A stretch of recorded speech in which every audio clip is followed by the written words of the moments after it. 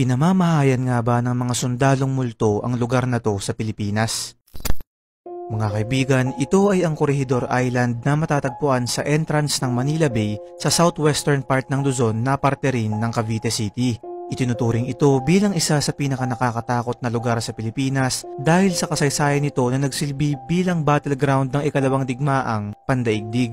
Isa rin ito sa mga sikat na tourist destination para sa mga taong mahilig sa kababalaghan na ayon sa mga kwento ay malakas nga raw magparamdam dito ang kaluluwa ng mga sundalong nasawi sa labanan noong World War II. Ang pinakanakakakilabot nga raw na parte ng lugar na to ay ang Malinta Tunnel kung saan nagpaparamdam ang kaluluwa ni General Jonathan Wainwright, isang American commander noong Battle of Corregidor taong 1942. Hindi lang mga sundalong Hapon at sundalong Amerikano ang nagpaparamdam dito, kundi pati mga kaluluwa ng mga nadamay na sibilyan dun sa labanan.